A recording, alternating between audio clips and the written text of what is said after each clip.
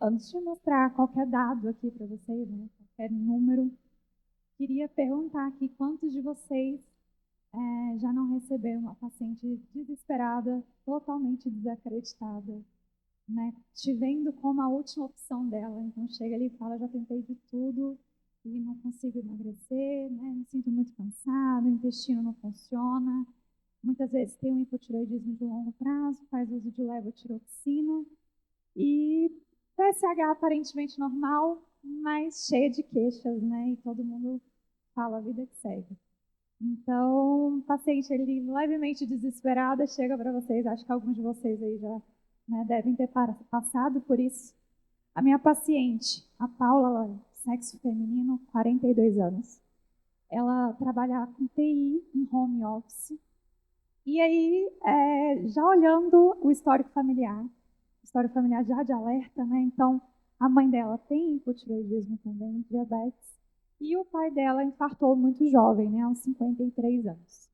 Quando questionada sobre, né, por que te trouxe, o que te trouxe hoje, Paulo?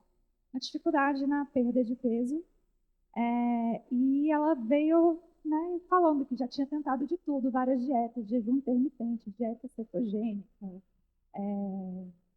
tem muitas fórmulas também, que ela, né, isso foi palavras dela, e que nada dava certo. Uma paciente que já tinha um diagnóstico prévio de hipotireoidismo de Hashimoto, estava em uso de levotiroxina 50 microgramas, e um cardiologista já havia passado para ela a rosuvastatina pelo risco cardiovascular de 10 miligramas. Ambos os medicamentos ela fazia um uso bem irregular. E aí, aprofundando um pouquinho na anamnese nutricional dela, no estilo de vida, é uma paciente que tinha o hábito de pular o café da manhã, jantava muito tarde, uma compulsão noturna, né? Muito comum daqueles pacientes que passam o dia inteiro trabalhando e aí quando para a noite para pensar, quer comer o mundo, quando ela se alimentava, né, durante o dia, seja um almoço, um lanchinho rápido, era de fato muito rápido, né? Não parava ali para aquele momento, era em frente à tela. Um consumo muito elevado de carboidratos, de ultraprocessados, dormia muito pouco, né? Então, assim, uma média de 5 horas por noite, um sono muito interrompido, né? De baixa qualidade, bebendo pouquíssima água, sedentária há 3 anos, falou que já, né, tinha diversas tentativas anteriores aí, mas que ela detestava o ambiente de academia e que já tinha tentado zumba, pilates, mas assim, nunca permaneceu numa atividade por muito tempo e que já tinha feito vários usos de suplementos para emagrecer. E aí vocês podem entender como gominhos, chá de emagrecimento, que são vendidos por aí muito populares entre os pacientes. Então, quando a gente aprofundou um pouquinho mais na conversa, essa paciente veio me contando que ela tinha uma fadiga intensa, constante, uma sonolência muito grande durante o dia, principalmente pós-prandial, dificuldade de concentração, constipação intestinal, e muita irritabilidade, muito estresse, principalmente associado à cobrança do trabalho. E aí, quando a gente olha os dados antropométricos dela, a gente vê que já não é muito bem um quadro, vamos resolver a estética, né? Então, uma paciente com 85 quilos, 1,62 m, uma circunferência abdominal de 103 centímetros e o percentual de gordura de 39,8. Eu trouxe alguns exames laboratoriais, assim, que eu achei um pouquinho mais relevantes, porque eu peço muita coisa, né? Eu aprofundo bastante, mas eu acho que com isso aqui a gente vai entender bem que rumo a gente vai estar tomando. Então, uma hemoglobina glicada, insulina muito alta, resistência insulínica, né, bem relevante, o TSH um pouco alterado, o anti-TPO relevante também, vitamina D e vitamina B12 horrorosas, e o colesterol também bem ruimzinho. Então, assim, o diagnóstico dela vai muito além da obesidade, né? Essa paciente, ela tem um problema metabólico, um problema intestinal, ela precisa de um olhar mais aprofundado em relação à reposição das vitaminas dela, do colesterol, uma atenção para essa tireoide, né? Então, a gente tem uma obesidade grau 1, resistência insulínica, o hipotireoidismo de Hashimoto, disbiose, deficiências vitamínicas e esse colesterol. Né? Quantas Paulas não passam aí no consultório de vocês todos os dias? E aí, nos nossos objetivos terapêuticos, a nossa intenção era reduzir essa resistência insulínica, melhorar o padrão glicêmico da paciente, melhorar o perfil lipídico, modular a autoimunidade, corrigir as deficiências e regularizar o sono, o metabolismo, a compulsão, né, essa relação com a comida e o intestino. Apesar de eu entrar em consulta com a paciente nos questionamentos em relação aos hábitos de forma geral e também à alimentação, eu deixo essa parte para quem realmente estudou para isso, né? Como ela falou, eu sou endocrinologista, então eu acho que tem gente muito mais capacitada que eu para fazer os ajustes nutricionais. Eu tenho uma equipe de nutricionistas parceiro maravilhosa. Então, a nutricionista que me acompanhou no caso sugeriu uma dieta de baixo índice glicêmico, um aumento na ingestão proteica, subiu um pouquinho o horário do jantar dessa paciente. Conversamos sobre a ingestão hídrica, né, para aumentar um pouquinho mais, reduzir ultraprocessados. E aí também essa nutricionista ela tem o hábito de prescrever técnicas mindfulness, né? Ela faz ensina o paciente para dar seguimento nesse sentido. Ela tem um diário alimentar com esse paciente, então um acompanhamento muito próximo.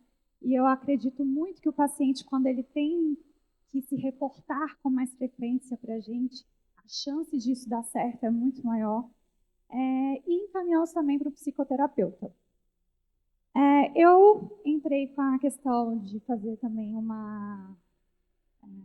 assim, auxiliar no sentido do sono, então conversei sobre higiene do sono, fiz orientações em relação a isso e pedi para fazer um treinozinho ali de musculação 3 vezes na semana, uma caminhada 2 vezes.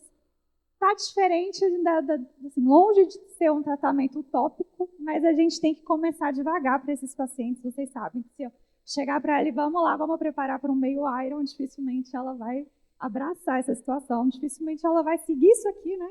Então a gente tem que começar com calma, mas com certeza essa paciente vendo o resultado, ela começa a pegar gosto e ela vai cada vez mais se dedicar nesse processo. Então, de medicamento prescrito, eu aumentei um pouquinho a dosagem da levotiroxina, então passamos para 75 microgramas. Prescrevi a metformina, semaglutida e a rosuvastatina eu dei uma pequena aumentada por conta do risco cardiovascular dessa paciente. Eu conversei com ela, expliquei que a minha intenção ao longo do nosso tratamento era tentar tirar essa metformina, essa rosuvastatina, para ela me dar esse voto de confiança que ao longo do tratamento, com o resultado dela, a gente ia reduzir isso aí.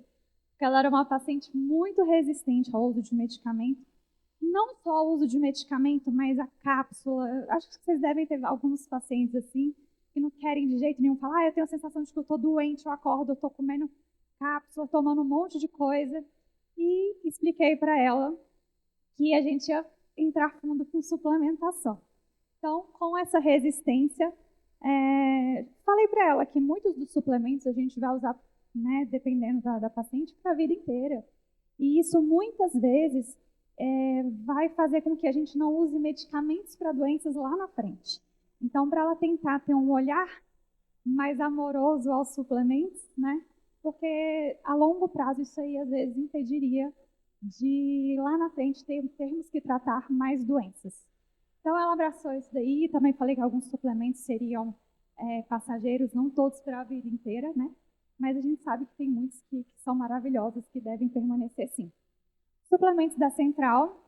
Eu não vou me aprofundar muito na justificativa clínica de cada um deles, porque os nossos colegas aqui, né, vão passar o dia inteiro falando e aprofundando em cada um deles para vocês de uma maneira brilhante e bem mais aprofundada. Então, só de forma geral, né, a gente buscou otimizar metabolismo, inflamação, energia celular, modulação intestinal, dar imunidade, melhorar a energia dessa paciente e o sono. Então, eu prescrevi o ômega 3, a BioQ10 em gotas, que eu gosto muito da biodisponibilidade. Só para ressaltar a BioQ10, gente, eu acho que todo mundo tinha que tomar, mas nesse caso em especial é obrigatório, né? O paciente usa de rosuvastatina, então ela precisa sim da coenzima Q10 pela depleção desses níveis aí. Guardian, excelente também, nosso colega acabou de falar aqui muito sobre o Guardian. O magnésio, eu sou apaixonada. E a melatonina. Então, assim, todos os suplementos selecionados, né, com evidência científica, buscando otimizar o quadro dessa paciente. De evolução clínica, eu coloquei aqui 3 e 6 meses. Eu queria até ressaltar que essa paciente permanece em acompanhamento. Mas eu acho que isso aqui reflete muito do momento que virou a chavinha e que ela conseguiu tomar gosto pelo negócio, viu um resultado legal, e daqui para frente a gente está seguindo ainda. Não chegamos no nosso objetivo final de composição corporal, mas já tivemos uma melhora imensa até esse momento aqui que eu trouxe para vocês. Então, de peso, essa paciente perdeu ali uns 10,5 kg, né? A circunferência abdominal 14 centímetros e o percentual de gordura foi de 39,8 para 31,5. Na evolução bioquímica, a gente vê normalização dos níveis glicêmicos, dos hormônios tireoidianos, diminuiu muito o anticorpo, né, o anti-TPO de 330 para 180, mas quanto menos melhor, eu sempre fico, vamos tentar diminuir mais um pouquinho, mas claro, sempre parabenizando por todas as conquistas, né, a gente não pode ficar só perturbando o paciente. Esqueci de falar, não coloquei aqui, mas vitamina D e B12 foram feitas de forma parenteral, tá? Inclusive, para reduzir a quantidade de suplementação que essa paciente estava usando e também porque os níveis estavam muito baixos. Então, já para dar um up para essa paciente, a gente fez assim.